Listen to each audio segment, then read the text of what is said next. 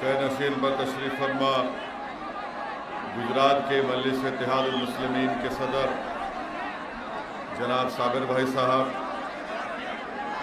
मौलाना खलील अहमद साहब, मौलाना लातूरी साहब, मौलाना फरीद अशरफी साहब, गुजरात के मजलिस इत्तेहादुल मुस्लिमीन के मोतमद सैयद खुर्शीद साहब और सूरत के मजलिस इत्तेहादुल मुस्लिमीन के सदर वसीम कुरैशी साहब, मोअज़्ज़िज़ हाज़रीन इकराम, बुज़ुर्गान मिल्लत, मेरे गयूर नौजवान साथियों, इज़्ज़तदार माँ और बहनों, आप तमाम का बेहद शुक्रिया कि आपने अपना कीमती वक्त निकाल कर आज के इस जलसे में शिरकत की।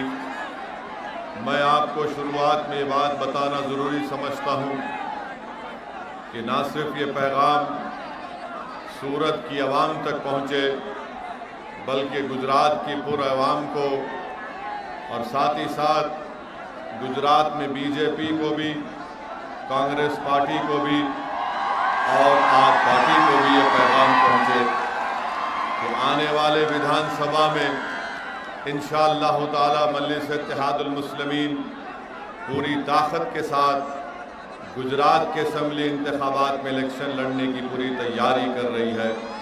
और आज आप लोगों का फ़खीदुल मिसाल खैर मुक़द्दम और फिर यहाँ पर हज़ारों की तादाद में जमा होना इस बात का पैगाम देता है कि इंशाअल्लाह ताला सूरत में भी मजलिस इत्तेहादुल मुस्लिमीन एक नया सियासी इनकलाब सूरत की सरजमीन पर लिखने जा रही है। मेरे अजीज़ दोस्तों और बुज़ुर्गों, मैं आपको ये पैगाम देने आया हूँ कि हमारा वतन अजीज़ हो या गुजरात रियासत हो, इस लोकतंत्र में जब तक आप अपनी एक सियासी आवाज़ को नहीं पैदा करेंगे, आपके और हमारे मसाइल हल होने वाले नहीं हैं। आप याद रखिए मेरी इस बात को कि जमहूरियत की तल्ख़ हकीकत ये है कि जब तक आपके पास आपके वोट से आपके नुमाइंदे कामयाब नहीं होंगे, आपके मसाइल हल नहीं किए जाएंगे। अगर गुजरात में और वतन अजीज़ भारत में अल्पसंख्यक समाज के मुसलमानों को इस बात की शिकायत है कि हम पर जुल्म होता है, हमको दबाया जाता है, हमको बेजा जेलों में डाल दिया जाता है, हमको कारोबार से महरूम कर दिया जाता है, हमारे घरों को और हमारे कारोबार की जगहों को बुलडोज़र से तोड़ दिया जाता है, तो याद रखिए आपको एक सियासी ताकत बनना है। मैं आपको खुलकर कह रहा हूँ कि सिर्फ मज़म्मती बयानात से मसलों का हल नहीं निकलता, सिर्फ जज्बाती तकारीर से आपकी बीमारी का इलाज नहीं निकलता, सिर्फ नारों से आपकी आवाज़ और आपके मसाइल हल नहीं होते। जमहूरियत में अगर आप इस बात को तय कर लेंगे कि अब हम मुत्तहदा तौर पर अपना एक एक वोट अपनी पार्टी के नुमाइंदों के हक में डालेंगे, तो तभी जाकर आपकी आवाज़ को सुना जाएगा। सूरत की सरजमीन से मुझे आपके दरमियान में खड़े होकर बात करने का मौका अल्लाह ने फराहम किया। बताइए आज उन गरीब ठेला बंडी पर कारोबार करने वालों को उनकी बंडियों को हटाया गया क्योंकि वो अंडा बेचकर अपनी कमाई कमाते थे। उन गरीब बंडियों को हटा दिया गया जिन पर कोई चिकन बनाता था तो कोई मटन बनाता था, मगर हुकूमत ने ये कह दिया, हुकूमत ने ये कह दिया कि नहीं नहीं, तुम बंडी पर अंडा और मटन नहीं बेच सकते, तुम बंडी पर सिर्फ तरकारी बनाकर बेच सकते हो। मेरे अजीज दोस्तों और बुजुर्गों, ये संविधान के खिलाफ है, ये भारत के कॉन्स्टिट्यूशन के खिलाफ है। अगर सूरत में यहाँ पर आपके नुमाइंदे होते तो इस हरकत के खिलाफ, इस गलत फैसले के खिलाफ आवाज उठाते, बीजेपी के जुल्म के खिलाफ आवाज उठाते। मगर आज आप देखते हैं कि गरीब तो महरूम हो गया अपने कारोबार से, मगर कोई आवाज नहीं उठती है। मेरे अजीज दोस्तों और बुजुर्गों, मेरे गयूर नौजवान साथियों, याद रखो आप मेरी इस बात को, जब तक आप एक सियासी ताकत नहीं बनेंगे आपके मसाइल हल होने वाले नहीं है। गुजरात में आज मुसलमान 11% हैं और पटेल बरादरी के लोग भी करीब करीब उतनी उनकी आबादी है। मगर आखिर क्या वजह है? मैं गुजरात के मुसलमानों को पैगाम दे रहा हूँ कि आखिर क्या वजह है कि पटेलों की आबादी मुसलमानों की आबादी के बराबर है, मगर असेंबली में उनकी नुमाइंदगी करीब 44 है और मुसलमान के सिर्फ 3 MLA जीत कर जाते हैं। सोचो गुजरात के मुसलमानों, अगर आप एक तारीख बनाना चाहते हैं तो मैं आपसे अपील करने आया हूँ, इल्तिजा करने आया हूँ, गुजारिश करने आया हूँ कि एक हो जाओ, अपने अपने इख्तलाफात को बाजू रखो, मसलक चाहे तुम्हारा कुछ भी हो बराबर अपने मसलक पर चलो, मगर अगर इत्तेहाद के मुजाहरे नहीं करोगे तो याद रखो जिस तरह उन बंडियों को हटा दिया गया, कहीं ऐसा ना हो कि तुम्हारी तारीख और तुम्हारी तहजीब को मिटा दिया जाए। अगर मसलक को जिंदा रखना है, शनाख्त को जिंदा रखना है तो सियासत में हिस्सा लेना पड़ेगा। और सिर्फ यह कह देंगे कि नहीं हम दुआ कर देंगे तो याद रखो सिर्फ दुआओं पर इक्तफा करने से कुछ नहीं होता, दुआ भी करना है और मैदान कारसाज में उतरकर अपने दुआओं के असर को देखना है। रसूलुल्लाह सल्लल्लाहु अलैहि वसल्लम ने मिंबर से भी खिताब किया और अहद के मैदान में अपने दंदाने मुबारक को शहीद करवाया। हक और बातिल की जंग में इमाम हुसैन ने अपनी जान के नजराने पेश कर दिए ताकि हक को कामयाबी हो सके। अगर आप सिर्फ सोचते रहेंगे कि कैसे होगा क्या होगा, मेरे अजीज दोस्तों और बुजुर्गों, एक मर्तबा आप मजलिस इत्तेहादुल मुस्लिमीन को मजबूत करिए, सियासत में हिस्सा लीजिए।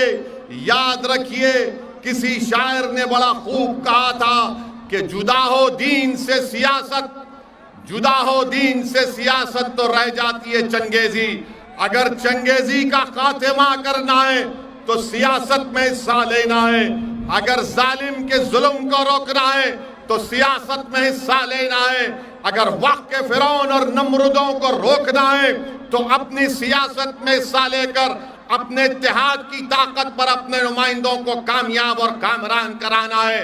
अगर कोई आपके दरमियान में आकर ये कहता है कि गुजरात की विधानसभा में अगर मजलिस इत्तेहादुल मुस्लिमीन के अरकान कामयाब हो जाएंगे तो क्या कर लेंगे, याद रखो गुजरात के मुसलमानों, याद रखो भारत के मुसलमानों, आप हुकूमतों को तब्दील नहीं कर सकते, आप अपने वोट से अपने नुमाइंदों को कामयाब कर सकते हैं। अगर कोई ये कहेगा कि अगर गुजरात की विधानसभा में मुसलमान अगर 5-10 मजलिस के कामयाब हो गए तो क्या होगा? अरे क्या होगा जब भारत की पार्लियामेंट में 540 के ऐवान में ये अकेला दीवाना आपकी दुआओं से खड़ा हो जाता है तो पूरी भारत की पार्लियामेंट को सुनना पड़ता है, पूरी भारत की पार्लियामेंट को सुनना पड़ता है। लोग बोलेंगे आपसे कि गुजरात में बीजेपी मजबूत है, बीजेपी की सरकार है, तो हाँ भारत की पार्लियामेंट में मोदी के 300 है, मगर अगर एक दीवाना खड़े हो जाता है तो 300 के सामने सच्चाई बयान करने का मौका मिलता है। तो ये मिजाज गिरामी आपको पैदा करना है। सुनो मेरे सूरत के नौजवानों, मैं उलमाए कराम की और मशाइखीन उज़्ज़ाम की मौजूदगी में लबकशाई कर रहा हूँ। सुनो आप मेरी इस बात को, मैं गुजरात को अपने लिए नहीं आया हूँ, मैं गुजरात को अपनी इज्जत और मकबूलियत या अपनी अना की तस्कीन में इजाफा करने के लिए नहीं आया हूँ।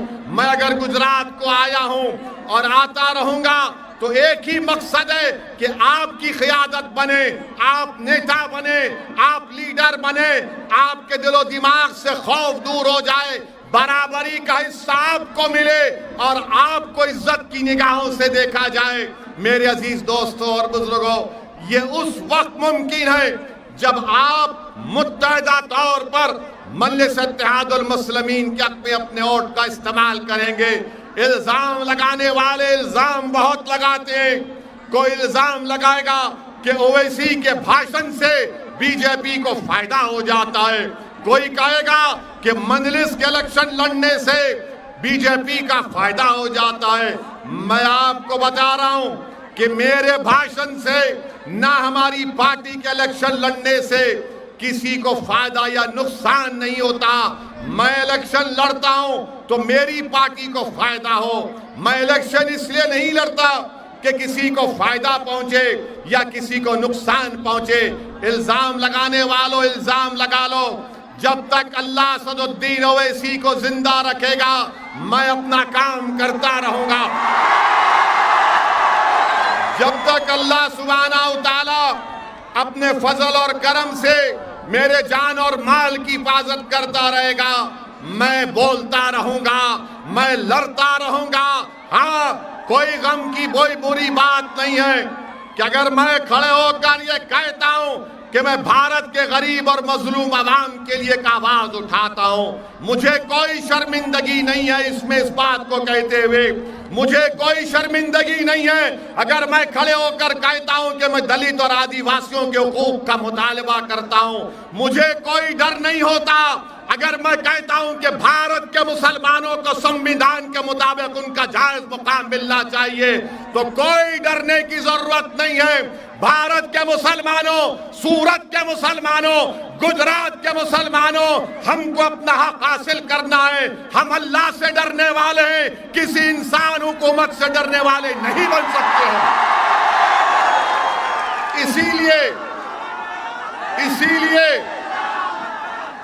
इसीलिए आपसे अपील करने आया हूं कि आज आपको अपने इत्तेहाद की ताकत पर अपनी एक सियासी आवाज को मजबूत करना है।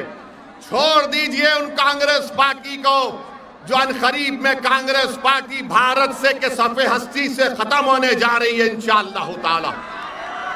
कांग्रेस पार्टी नहीं मुकाबला कर सकती बीजेपी और मोदी का। अगर कोई जानता है कैसे बीजेपी को रोका जाए तो उसका नाम असदुद्दीन ओवैसी और मजलिस इत्तेहाद और मुस्लिमीन है। ये कांग्रेस के कायदीन राहुल गांधी में दमखम नहीं है कि मोदी को रोक सके, ना मोदी का जवाब दे सके। मेरे अजीज दोस्तों और बुजुर्गों, पिछले 25 साल से गुजरात में बीजेपी कामयाब हो रही है। मजलिस इलेक्शन नहीं लड़ी तो कैसे बीजेपी कामयाब हो रही है? तो मालूम हुआ कि गुजरात में बीजेपी और कांग्रेस का एक टाका है, एक रिश्ता है। अगर आप कांग्रेस को वोट देंगे तो वो जीत कर बीजेपी के पास चले जाएंगे। जैसा कि पिछले विधानसभा के चुनाव में कांग्रेस के 12 विधायक जीतकर जिस तरह असेंबली के इलेक्शन के बाद कांग्रेस के 12 विधायक जीतकर बीजेपी में चले गए, मोदी के गोद में बैठकर चाय पीना शुरू कर दिए, मगर आज हम पर इल्जाम लगाया जाता है कि मजलिस इत्तेहाद और मुस्लिमीन के इलेक्शन लड़ने से यहां पर इनका फायदा होगा या इनका नुकसान होगा। मेरे अजीज दोस्तों और बुजुर्गों, थोड़ी देर के लिए इत्मीनान के साथ मैं आपके जज्बात की कदर करता हूं और आपसे अपील करूंगा कि 15-20 मिनट के लिए आराम से मुझे जो कहना है, मुझे जो पैगाम देना है उसको सुन लीजिए। तो मेरे साथ दुरूद शरीफ पढ़िए कि अल्लाहुम्मा सल्ली अला सय्यदिना मुहम्मद अब्दिका रसूलिका नबी उम्मिल आले साहबे सल्लिम। नारा लगाइए मेरे साथ, नारे तकबीर, नारे तकबीर। मेरे अजीज दोस्तों और बुजुर्गों, जो दूसरी बात मैं आपके सामने रखना चाह रहा था वो ये है कि आज हमारे वतन अजीज में, हमारे मुल्क भारत में हर चीज को ये इल्जाम लगा दिया जाता है कि ये हुआ तो मुसलमानों की तरफ से हुआ, अगर ये गलत हुआ तो मुगलों की वजह से हुआ।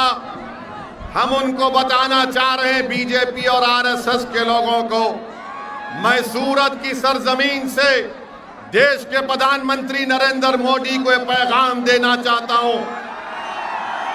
और ये बात साफ और वाज़े तौर पर, ओ भाई रुक जाओ, साफ और वाज़े तौर पर कहना चाहता हूं कि कहा जाता है कि मुगलों की बात करते हैं। अरे भारत का मुसलमानों का मुगलों से कोई ताल्लुक नहीं है, याद रखो। हमारा ताल्लुक उन लोगों से है जो अहले दिल थे, सूफी थे, जिन्होंने इस्लाम को भारत को लाया। अगर भारत में पहली मस्जिद मुगलों ने नहीं बनाई थी, भारत में पहली मस्जिद अगर बनाई गई तो केरला में बनाई गई थी। वो बादशाह थे, बादशाह दीन का नहीं होता, आलिम दीन का होता है। सूफी जो होता है उसका ताल्लुक दीन से होता है। मगर बीजेपी मुगलों को मुसलमानों से जोड़कर कहती है नहीं, वो 600 साल पहले ऐसा हुआ था, 500 साल पहले ऐसा हुआ था, 450 साल पहले तोड़ी गई, अब हम उसमें खोद के देखेंगे।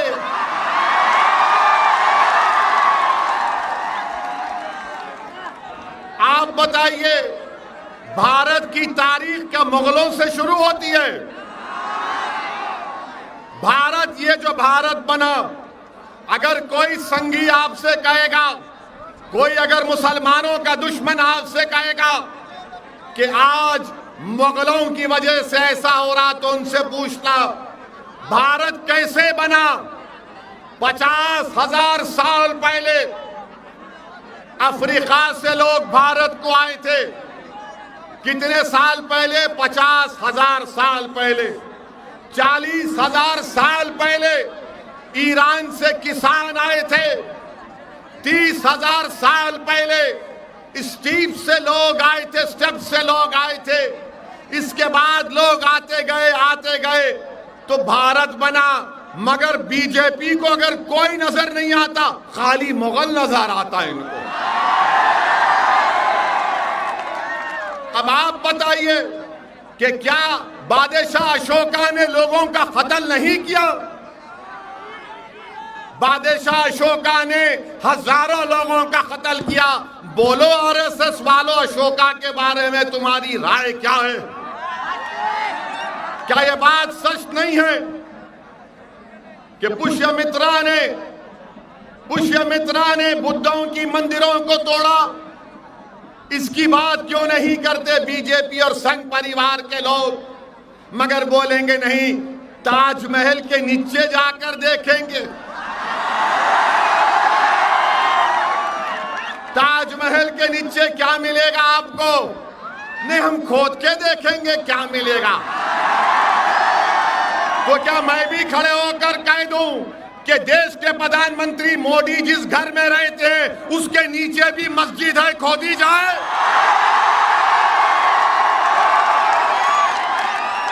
अगर तुम्हारी आस्था है तो मेरी आस्था नहीं है। क्या मोदी की आस्था ओवैसी की आस्था से बढ़कर है या बराबर है? बताओ आप। ये देश आस्था पर नहीं चलता मोदी जी, ये देश चलेगा तो संविधान पर चलता था और चलता रहेगा। भारत का मुसलमान किराएदार नहीं है, हिस्सेदार है। आप ले जाकर मुगलों से मिलाते हैं। अरे मुगलों से हमारा रिश्ता नहीं था। वो मुगल जितने बादशाह थे उनकी बीवियां कौन थी? किससे शादी की थी उन्होंने? क्या उसका जिम्मेदार आप मुझे बनाएंगे? आप जाके पूछो औरंगजेब से मुझे क्या करना है। अब जाके पूछो अकबर से, जहांगीर से, शाहजहां से।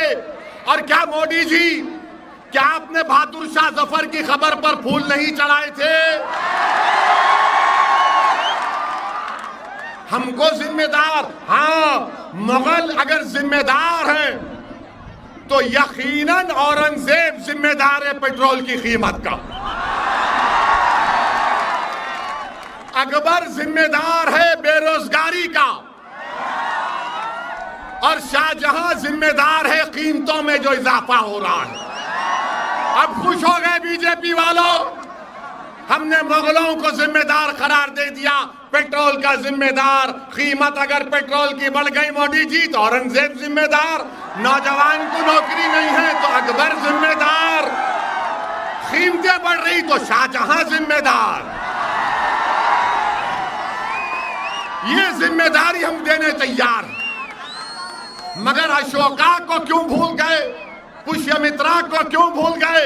इनके बारे में भी बोलना चाहिए ना, नहीं बोलेंगे तो आपको खुलकर कहना है कि हमारा ताल्लुक मुगलों से नहीं है। हाँ, वो बादशाह थे जो मुल्क पर हुकूमत किए, जिस तरह अशोका ने किया, जिस तरह कृष्णदेवराया ने किया, जिस तरह पुष्यमित्रा ने किया, उन सब ने किया, चंद्रगुप्त मौर्य ने किया। मगर आप ये मुगलों के पीछे पड़ गए और मुगलों को हमसे जोड़ते हैं। सुनो, अगर भारत का मुसलमान का किसी से ताल्लुक है, उसका ताल्लुक है अल्लामा फजल खैराबादी रहमतुल्लाह अलैह से। वो अल्लामा फजल खैराबादी जो काले पानी की सजा काटी और अपनी जान की अजीम कुर्बानी दे दी। सुनो संगियो, अल्लामा फजल खैराबादी ने अंग्रेजों से माफी की भीख नहीं मांगी। हमारा ताल्लुक है तो जौहर बरादरान से है, हमारा ताल्लुक है तो मौलाना अबुल कलाम आजाद से है, हमारा ताल्लुक है तो उन रेशमी रुमाल की तहरीक चलाने वाले महमूद अल हसन साहब से है, हुसैन अहमद मदनी से है, हमारा ताल्लुक किसी से है तो माल्टा की जेल में मुसीबत और मसाइब के मुश्किलात को सामना करने वालों से। अरे मुगलों को लाकर हमारे गले में क्यों बांध रहे हो? आप बांध लो। भारत की आजादी में सबने हिस्सा लिया था और इसीलिए जब मुल्क आजाद हुआ तो हमने यह फैसला लिया कि हम तारीख में नहीं जाएंगे बल्कि हम तारीख बनाएंगे भारत के लिए। हम तारीख में नहीं जाएंगे, हम तारीख बनाएंगे भारत के लिए। मगर आज क्या हो रहा है कि नहीं, वो ज्ञानवापी की मस्जिद आपकी नहीं है। अरे बाबरी मस्जिद चले गई तो क्या आप ज्ञानवापी भी जाने देंगे? आप बोलो, अहद लोगे कि मस्जिदों को आबाद करोगे? नौजवानों, क्या तुम अहद लोगे कि अब तुम मस्जिदों को आबाद रखोगे? क्या जिस तरह जुमे में नमाज पढ़ते उस तरह फजर में पढ़ोगे? तो क्या कल सुबह जाकर मस्जिदों को और चकाचक भर दोगे?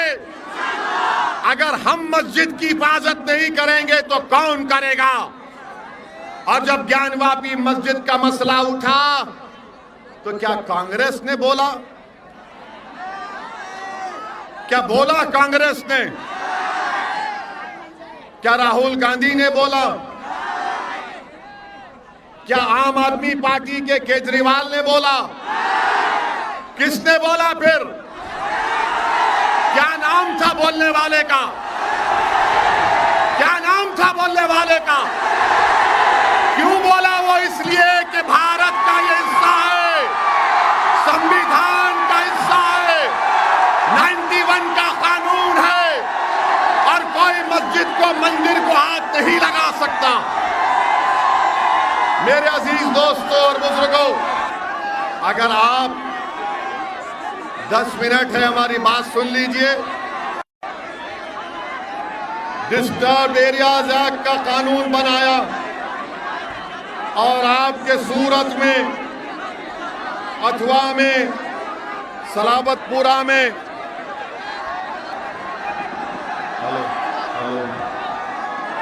मोदी जी को बोले तो माइक भी डर रहा उनसे, मगर हम नहीं डरते, हम सिर्फ अल्लाह से डरने वाले। तो मैं आपसे कह रहा था, डिस्टर्ब एरियाज एक्ट सलाबतपुर में, चौक बाजार में, शहीदपुर और लाल चौक में अब तक 2017 से डिस्टर्ब एरियाज एक्ट लगा दिया गया। 2002 से अल्हम्दुलिल्लाह सूरत में कोई फसाद नहीं हुआ। मजलिस इत्तेहादुल मुस्लिमीन इस बात का मुतालबा करती है कि गुजरात से डिस्टर्ब एरियाज एक्ट को ख़त्म किया जाए। और आप जानते हैं कि सूरत के मजलिस के सदर ने sir sir sir sir sir sir sir अरे सर रुक जाइए।